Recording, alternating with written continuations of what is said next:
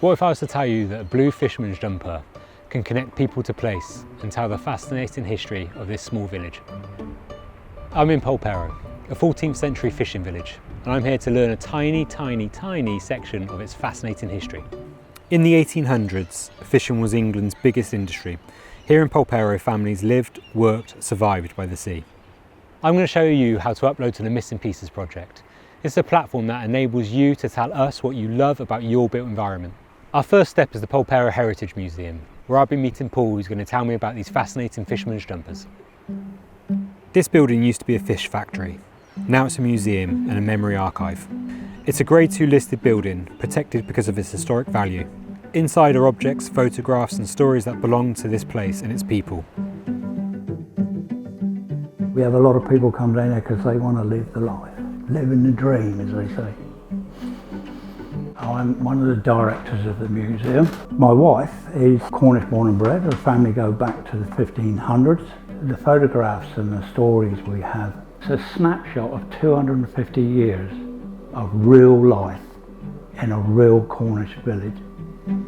Cornish knit-frock is one of these, for centuries made by the ladies and the girls as well. Very labour intensive. All the different patterns are from various parts, and the patterns are unique to not only just the village but also to the people that were wearing them. And they were made from untreated wool, so it still had lanolin in it.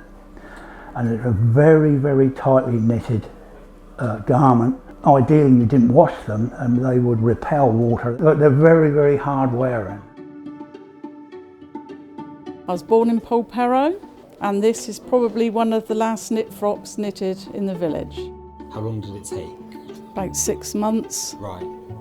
That was just doing it when I'm out here at the museum, and you know, in daylight. To be honest, they've got to be knit in the daylight. This is one of my ancestors. She's called Jane Jolliffe, and she's there busy knitting away out on the cliffs. Why keep with this tradition?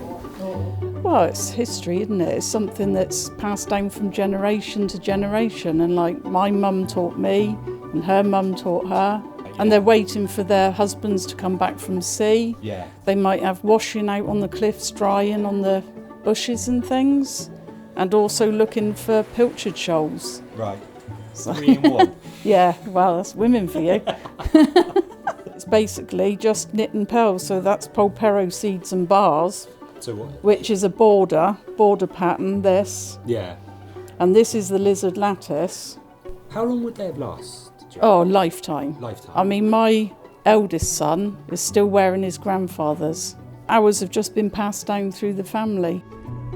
The knit-frock was an integral part of everyday life. It was something that tied each fisherman and each person to this village. So the strains would tell the family story. It would identify the fisherman. So if tragedy struck, they were given a correct burial. They weren't just in an unmarked grave. These patterns, the jumper, everything tied the person back to a place. This is why the knit-frock was integral to Polperro life and fisherman's life. Each family would have their own pattern. One of those families was the Jolliffes, whose family members still walk these streets today. And that takes us on to our next destination. This is the Three Pilchards Inn, and this is where Charles Jolliffe lived, fished and ran the pub. He was a local legend. If his horse was tied outside, they said that smuggled goods were inside. His grandson, Charles Fay Jolliffe, wore his knit-frock even in retirement, still tied to the sea in this place.